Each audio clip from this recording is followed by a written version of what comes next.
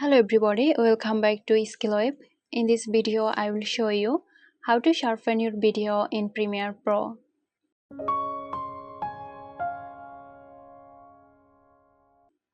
At first, drag your video onto the timeline and click to select it. Now go to the Effects panel and search for Unsharp mask. Drag the effect onto your video clip. With your clip selected, go to Effect Controls. Now scroll down. Adjust amount or radius to control the sharpness precisely. Now play your video to see the effect.